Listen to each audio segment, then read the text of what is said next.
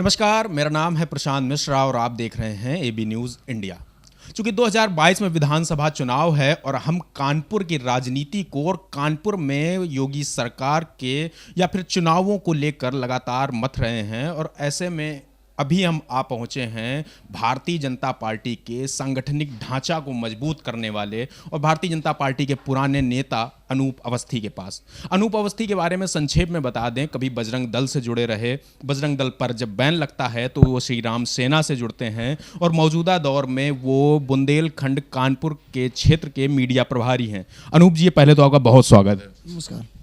अनूप जी, 2022 में चुनाव है, योगी सरकार लगातार अपने काम का बखान कर रही है, लेकिन उनके ऊपर आरोप भी उसी तरीके के लग रहे हैं। बतौर नेता, बतौर सांगठनिक व्यक्ति, आप किस तौर पर देखते हैं पार्टी का काम? नहीं, काम बहुत हो रहा है, आरोप बहुत लग रहा है। आरोप तो आपको बताने पड़ेंगे। नंबर एक, हम ये मानते हैं कि भारतीय जनता पार्टी के नेतृत्व में योगी सरकार ने उत्तर प्रदेश के अंदर एक विकास की गंगा बहाई है, और विकास के साथ साथ हमने इस पूरे उत्तर प्रदेश को अपराध मुक्त करने का एक बहुत बड़ा काम, जो पिछले 2002 से लेकर और लगातार 2017 तक इस प्रदेश में आपराधिक प्रवृत्ति के लोग फलते फूलते रहे, चाहे बहुजन समाज पार्टी की सरकार हो या सपा की सरकार हो, दोनों लोगों की जुगलबंदी ने कभी एक बार वो अपराध को बढ़ावा दिया। और जब हमारी सरकार बनी तो पहला काम इस प्रदेश को अपराध मुक्त करना था, इस प्रदेश को अपराध में जीरो टॉलरेंस पर लाना था। और आपने देखा होगा कि सरकार बनते ही जिस तेज़ी से अपराधियों पर नकेल कसने का काम योगी सरकार ने किया, और निश्चित तौर पर हम अपराध को अगर नकेल कसेंगे तो उससे विकास की नई धारा जुड़ेगी। जब अपराध होगा तो विकास नहीं होगा। और मैं ये मानता हूँ कि विकास का सबसे बड़ा मूल मंत्र है कि उत्तर प्रदेश की धरती पर जब अपराध कम हुआ तो निश्चित तौर पर विकास बढ़ा, और विकास अब दिख भी रहा है। आप विकास के नाम पर देख लीजिए, पूर्वांचल एक्सप्रेस वे रहा हो, जेवर एयरपोर्ट रहा हो, कानपुर का मेट्रो रहा हो, या अभी आज कल गंगा एक्सप्रेस वे माननीय प्रधानमंत्री जी का शिलान्यास होने जा रहा है, और कुशीनगर में एयरपोर्ट का लोकार्पण रहा हो। लगातार आपने देखा होगा कि हमने MU के जरिए एक बहुत बड़ा काम उत्तर प्रदेश के अंदर किया। करोड़ों लोग, करोड़ों रुपए के इन्वेस्टर हमारे उत्तर प्रदेश में आए। ये उत्तर प्रदेश में आए इसलिए कि उनको लगा कि उत्तर प्रदेश अपराध मुक्त है। यहाँ पर कोई भी अपराधी अब किसी व्यापारी को, किसी मिल मालिक को, किसी फैक्ट्री मालिक को या किसी बड़े आदमी को धमकाने की ज़रूरत नहीं कर सकता। और यही कारण है कि हम विकास की ओर दर पे दर बढ़ते चले गए, और हमारा पहला मूल उद्देश्य है कि अपराध मुक्त करना और विकास की तरफ इस देश को, प्रदेश को ले जाना। यही योगी का मूल मंत्र था, और उसी पे हम लोग आगे चल रहे हैं। आप लगातार विकास की बात करते हैं, लेकिन सूबे के पूर्व मुखिया और आपके मुख्य प्रतिद्वंदी और विपक्षी अखिलेश यादव लगातार आपके विपक्ष ये जो विकास है उस पर ही निशाना साधते हैं। वो कहते हैं जेवर एयरपोर्ट, आप पूर्वांचल एक्सप्रेसवे की बात करते हैं, आप कानपुर मेट्रो की बात करते हैं, वो कहते हैं ये सब तो हमारी दी हुई है। आज उनका सिर्फ फीता काट रहे हैं, बाकी जो शिलान्यास का कार्यक्रम वो तो हमने किया था। नहीं, देखिए, ऐसा है कि हम किसी की बात को, लोकतांत्रिक देश है, हम किसी के बयान को डिनाई नहीं कर सकते, लेकिन जनता जानती है कि उन्होंने क्या किया। अगर आप एक मात्र उदाहरण की हम बात करते हैं, कानपुर के अगर आप मेट्रो को ही ले लें, जिसको कहते हैं कि मेट्रो अखिलेश जी ने शुरू कराई, तो शायद आपको जानकारी हो या नहीं, हमें नहीं पता, लेकिन शहर की जनता को पता है कि जब यहाँ पर 2016 में मेट्रो आनन फानन लाई गई थी, उसका इंफ्रास्ट्रक्चर तक नहीं था, उसका कोई लेआउट नहीं था। लेकिन सफाई, उस बात पर हम आपको काटेंगे। सफाई कहते हैं कि आपके केंद्रीय मंत्री उस समय के वेंकैया नायडू जी आए थे। जब उत्तर प्रदेश की सरकार केंद्र सरकार को कोई प्रस्ताव भेजती है कि हम ये काम शुरू करने जा रहे हैं, हमको इतने रुपए की इसमें ज़रूरत है, तो निश्चित तौर पर केंद्र सरकार का दायित्व बनता है कि उत्तर प्रदेश के भेजे गए प्रस्ताव को उस पर विचार करे, और उसी विचार के तहत उस पर रुपए का आवंटन हुआ। रुपए का आवंटन होने के बाद चूँकि उनको आनन फानन में शिलान्यास करना था, उन्होंने आनन फानन शिलान्यास किया। लेकिन 2017 के बाद जब योगी सरकार आई उत्तर प्रदेश में, भारतीय जनता पार्टी के नेतृत्व में सरकार बनी प्रचंड बहुमत की, तो जब इसका पूरा सिजरा खंगालने का काम किया गया तो यहाँ ये पाया गया कि उसका कोई इंफ्रास्ट्रक्चर नहीं था। और आपने देखा होगा, यही कारण है कि 2018 में हमको पुनः उसका शिलान्यास करके, और आज आप देख रहे हैं जब 2021 में खड़े हैं तो उसका हम ट्रायल कर चुके हैं, और बहुत जल्द, और हम तो कहेंगे कि अब हो सकता है कि माननीय प्रधानमंत्री जी उसका उद्घाटन करें और कानपुर की सड़कों में मेट्रो दौड़े। सवाल ये नहीं है, सवाल ये है कि हमने फीते तो बहुत काटे, हमने तो साहब लाल इमली भी बना दी, हमने ग्रीन पार्क बना दिया, हमने लाल किला भी हमने बना दिया। ये कहने से काम नहीं चलेगा। हमने क्या किया, जनता के आंखों के सामने क्या आया, हमने क्या चीज़ इम्प्लीमेंट की, क्या एग्जीक्यूट किया, ये देश की जनता देख रही। पूर्वांचल एक्सप्रेस में भी वो कहते हैं कि हमने बनाया, तो आपको जानकारी नहीं होगा 19,000 करोड़ रुपए का प्रस्ताव इन्होंने बनाया, कोई इंफ्रास्ट्रक्चर कोई लेआउट नहीं था। उन्होंने पूर्वांचल एक्सप्रेस में शिलान्यास किया और आपने देखा होगा 2018 में हमने पूरा प्रधानमंत्री जी वहाँ पर आए और लोकार्पण किया और शिलान्यास किया, और उसका लोकार्पण भी प्रधानमंत्री जी ने किया। हमने बहुत से ऐसे काम उत्तर प्रदेश के अंदर हैं जिनका शिलान्यास भी किया और लोकार्पण भी किया। किसी के कहने पर नहीं जाते, ये लोकतंत्र है। हमने साहब ये कर दिया, हमने कर दिया, उसको इम्प्लीमेंट कितना कराया। देश के अंदर 70 वर्ष देश को आज़ाद हुए हो गए, मात्र 2 एम्स पूरे भारतवर्ष के अंदर। आपने देखा होगा कि 17 मेडिकल कॉलेज हमने उत्तर प्रदेश के अंदर दिए। हमने एक इंफ्रास्ट्रक्चर तैयार किया उत्तर प्रदेश के अंदर। हमने एक वातावरण बनाया कि उत्तर प्रदेश के अंदर निवेशक उत्तर प्रदेश की धरती पर आए, और ये तभी हुआ जब उत्तर प्रदेश को हमने अपराध मुक्त किया। लेकिन आप वो कह रहे हैं आपने लोकार्पण किया, शिलान्यास किया, वो लेकिन फिर एक बात वो बार बार कहते हैं कि आप सिर्फ लोकार्पण कर दे रहे हैं, लेकिन जब प्रधानमंत्री जी वहाँ पहुँचे थे अभी पूर्वांचल एक्सप्रेसवे, उन्होंने कहा हमने उस समय भी उसका शिलान्यास किया था। लेकिन अब चूंकि भाजपा की सरकार है, भाजपा खुद क्रेडिट लेना चाहती है, इसलिए पहले वो लोकार्पण कर रहे हैं फिर शिलान्यास कर रहे हैं। हमको क्रेडिट देना तो छोड़िए, अपना स्वयं का वो ले रहे हैं, मतलब पूरी तरीके से स्वयं को क्रेडिट ले रहे हैं। वो कह रहे हैं कि हमको बिल्कुल नज़रअंदाज किया जा रहा है। तो आप मानते हैं कि ये राजनीति में सही नहीं है कि यदि उन्होंने किया है तो उनको भी श्रेय कहीं ना कहीं मिलना चाहिए? नहीं, श्रेय तब मिलना चाहिए जब उनका कोई काम एग्जीक्यूट हुआ हो। आपने मेरी बात, सरकार जब बदल गई तो एग्जीक्यूट कैसे हो सकता? तो ये क्या सारे काम उनके हम ही कर रहे हैं?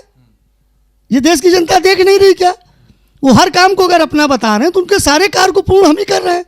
अगर उन्हीं की बात को ले लें तो उन सारे कामों को पूर्ण करने का काम कौन कर रहा है? हमने दिया ना। हमने 3-2.5 साल के अंदर पूरे विश्व का सबसे तेज मेट्रो कानपुर में दिया। लखनऊ में क्या किया इन्होंने? आज लखनऊ को भी आगे बढ़ाने का काम कर रहे हैं। हमने आगरा में भी मेट्रो चलाने का काम शिलान्यास कर दिया, वहाँ भी हम दे देंगे। और आप देखिएगा अब की जब हम सरकार में आएंगे तो ये वो भी कहना भूल जाएंगे। आज तो इन्होंने बयान पलट दिया। इन्होंने कहा गंगा एक्सप्रेस में बुआ जी ने बनवाया था, उन्होंने शिलान्यास किया था। तो अखिलेश जी अपने एक बयान को कितनी बार बदलेंगे? सवाल ये है। अखिलेश जी हताश और निराश हैं।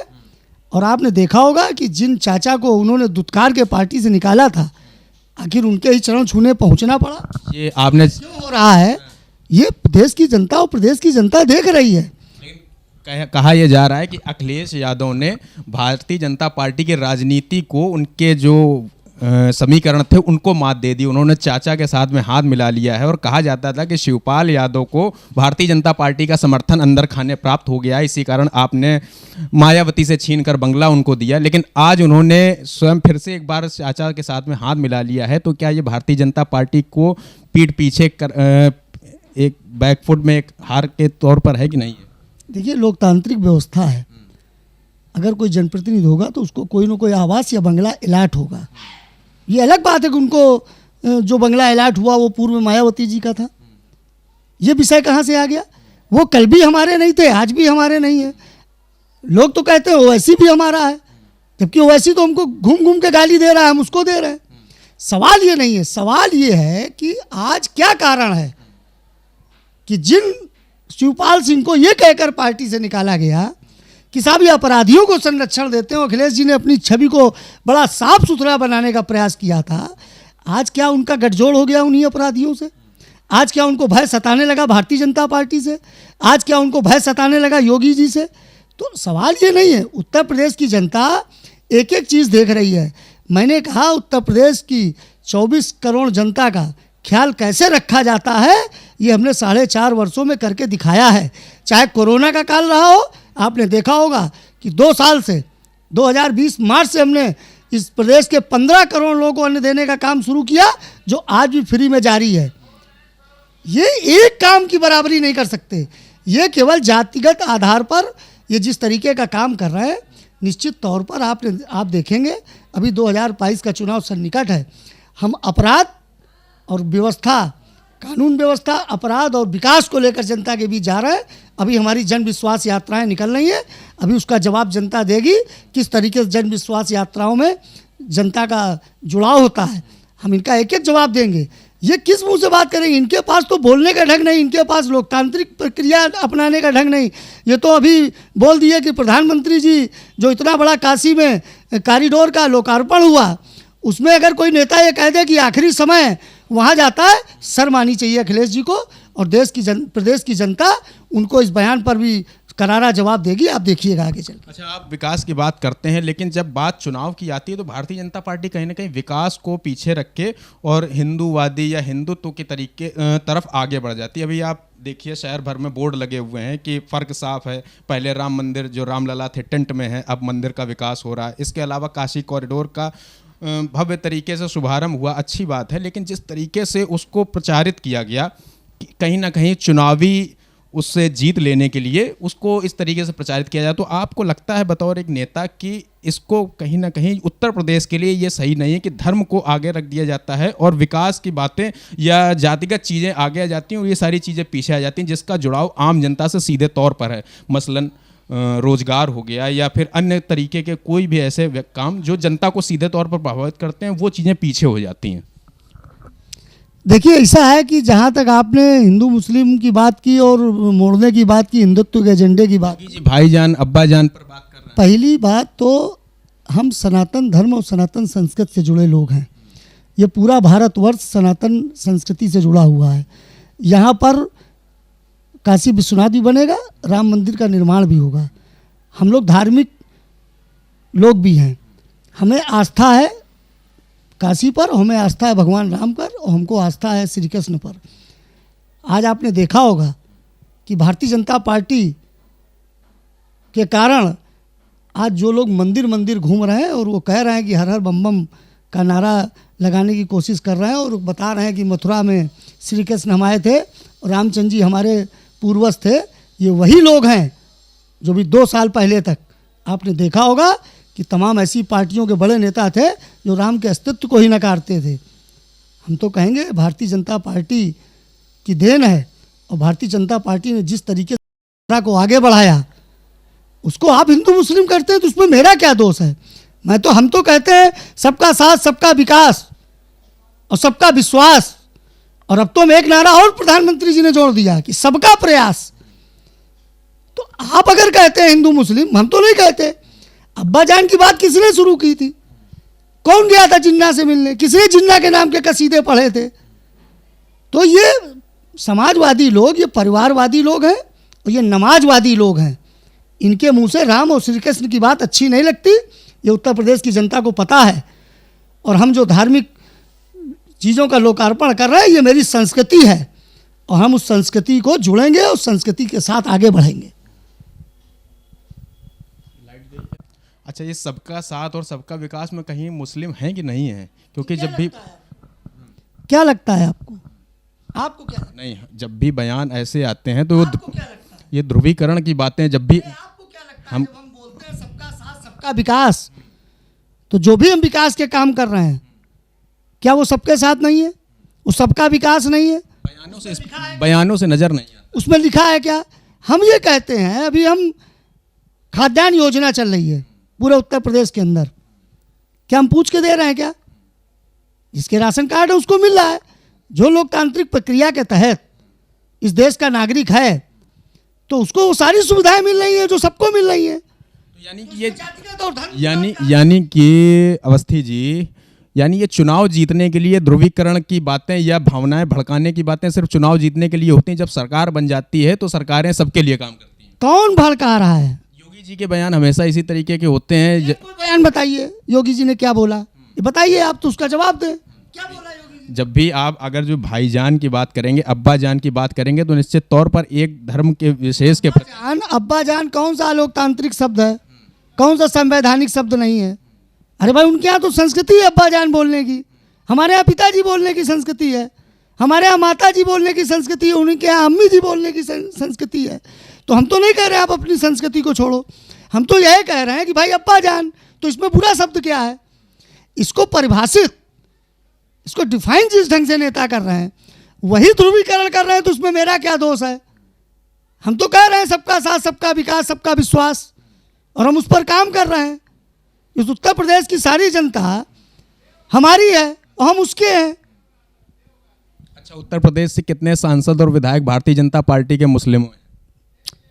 विषय ये नहीं है कौन मुस्लिम है, विषय ये है ही नहीं। जब राज्य में सरकार बनती है तो आयातित तौर पर एक जो मंत्री का दर्जा दिया जाता लोकतंत्र में लिखा है, कौन से ऐसे लोकतंत्र में लिखा कि सारे विधायक मुसलमान बनाने हैं या सारे विधायक हिंदू बनाने हैं? ये हमारी पार्टी की विचारधारा है। हमारी पार्टी से लोग जुड़ेंगे तो हम उनको भी टिकट देंगे। हमने गुजरात में दी, मध्य प्रदेश में दी, तो इसमें कौन सी बात है? हमारे यहाँ कार्यकर्ता है, हम पहले कार्यकर्ता को टिकट दे रहे हैं। हमने तो नहीं मना किया कि आप मेरे दल से टिकट ना मांगो। अरे भाई, मेरे दल से आकर टिकट मांगोगे तभी तो देंगे। आप जब हमको परहेज की निगाह से देखेंगे। क्या कारण मानते हैं कि आपको मुस्लिम जो समुदाय है वो आपको परहेज की नज़र से देखता है? देश को आज़ाद हुए 75 वर्ष हो गए, हम लोग अमृत महोत्सव मना रहे हैं। इस देश में जितनी भी सरकारें आई उसने सदैव ही मुस्लिम भाइयों को, उनको बरगलाने का काम किया, उनके वोट बैंक को हथियाने का काम किया। हम जहाँ जहाँ पर सरकार रहे वहाँ पर दंगा नहीं हुआ। क्या कारण है? क्यों? हमने कानून व्यवस्था को सशक्त किया। जब कानून व्यवस्था सशक्त होगी तो निश्चित तौर पर सांप्रदायिक तनाव नहीं होंगे। अभी इससे पहले अखिलेश जी की सरकार थी, उत्तर प्रदेश के अंदर 100 से ज़्यादा दंगे हुए। किस वर्ग के लोग मारे गए, किनका नुकसान हुआ? तो ये सब प्रदेश की जनता देख रही है। और मैं फिर कह रहा हूँ बहुत जिम्मेदारी से आपके चैनल के माध्यम से कि हमारा नारा एक ही है, सबका साथ, सबका विश्वास, सबका विकास, सबका प्रयास। हम लगातार उस पर कायम हैं और हम बहुत जिम्मेदारी से बोल रहे हैं कि मेरे लिए पूरे उत्तर प्रदेश की जनता और ख़ास तौर से भारतीय जनता पार्टी की सरकार में हमारा संकल्प है कि हम उत्तर प्रदेश को अपराध मुक्त करेंगे। हम अपराध युक्त नहीं होने देंगे। उसके लिए चाहे कोई जितनी दम लगा ले, उत्तर प्रदेश के अंदर दंगा नहीं होने देंगे। उत्तर प्रदेश में अपराधियों को जेल में डालेंगे। उत्तर प्रदेश में भय मुक्त वातावरण देंगे जिससे यहाँ पर विकास चले, विकास की गंगा बहे। हमारे यहाँ तमाम निवेशक आ रहे हैं, आपने देखा होगा, और आगे भी जब हम सरकार में आएंगे तो उत्तर प्रदेश को एक नई प्रगति पर ले जाएंगे, ऐसा हमारा विश्वास है। आप सबके साथ की बात करते हैं, लेकिन कहा जा रहा है इस बार सबके साथ में ब्राह्मण आपसे निराश भी है और नाराज भी है।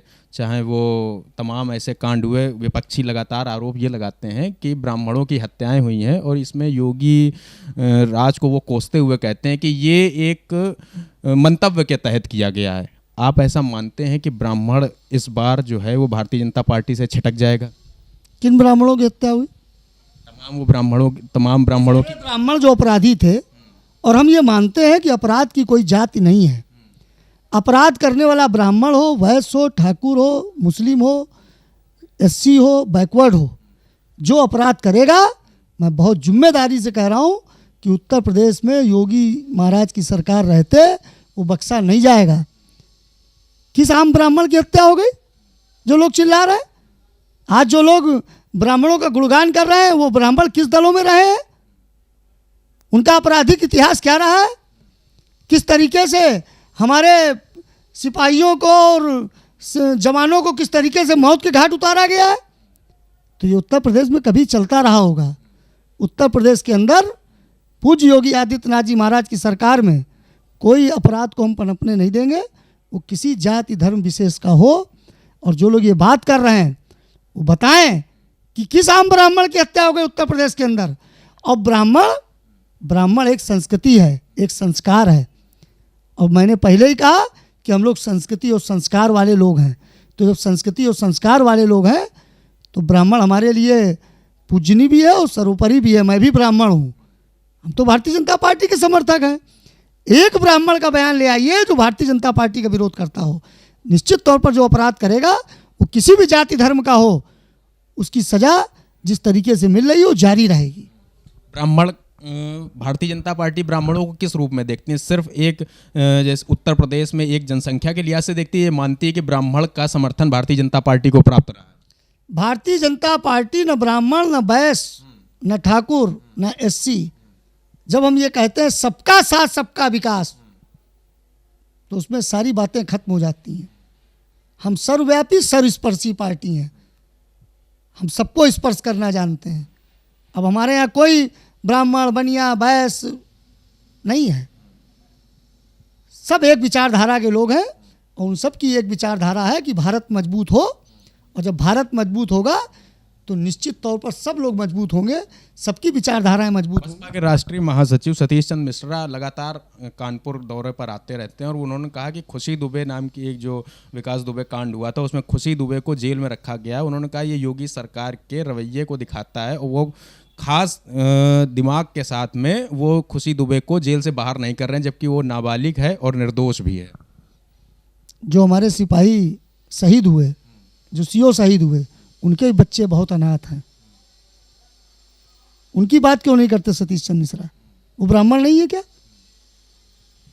वो भी बिना माँ बाप के हो गए, उनकी चिंता सतीश चंद्र जी क्यों नहीं करते? वो खुशी दुबे की चिंता क्यों करते हैं? वो एक अपराधी की पत्नी की चिंता क्यों कर रहे हैं? और वो मामला कोर्ट में है, वो सरकार का विषय नहीं है, वो कोर्ट का विषय है। और हम ये मानते हैं कि जो कोर्ट का विषय है वो कोर्ट तय करेगी। लेकिन जब सतीश चंद्र की आपने बात की तो उनको और ब्राह्मण क्यों नहीं दिखते? उनको ब्राह्मणों पर जो बहुजन समाज पार्टी की सरकार में अत्याचार हुए वो क्यों नहीं दिखते? समाजवादी पार्टी को ब्राह्मण क्यों नहीं दिखते? तो प्रबुद्ध सम्मेलन कर रहे हैं और अखिलेश यादव तो उनकी प्रतिमा लगवा रहे हैं परशुराम की लखनऊ में, अब तो वो तो ब्राह्मण को समर्थन कर रहे हैं। परशुराम जी आदिदेव भगवान हैं, इनकी प्रतिमा लगवाने से कुछ नहीं होने वाला। वो प्रबुद्ध सम्मेलन कर रही है। वो अवतार हैं, राम उन्हीं के अवतार थे, शायद इनको ज्ञान नहीं है। और वो केवल ब्राह्मणों के नहीं है, पूरे हिंदू समाज के भगवान हैं। रामचंद्र को, परशुराम को, श्री कृष्ण को जाति पे बांधना, हम ये मानते हैं ये जाति के दुश्मन है, ये समाज के दुश्मन है, ये धर्म के दुश्मन है। और जो धर्म का दुश्मन है उसको जनता सबक सिखाने जा रही है। 2022 में कानपुर, और चूंकि आप कानपुर बुंदेलखंड क्षेत्र देखते हैं, कितनी सीटें निकलने का आप देख रहे हैं? निश्चित तौर पर 47 सीटें हमने पिछली बार जीती थी, और जिस तरीके का माहौल पूरे कानपुर बुंदेलखंड क्षेत्र में दिख रहा है, हमको लगता है कि हम 50 सीटें जीतने जा रहे हैं। तो ये थे हमारे साथ में अनूप अवस्थी जी, जिनका साफ तौर पर कहना है कि योगी सरकार ने तमाम ऐसे काम किए हैं जो 2022 में एक बार फिर से उनकी सरकार लाने के लिए सहायक होंगे। कैमरा पर्सन ऋषि यादव के साथ Prashant Mishra, AB news India.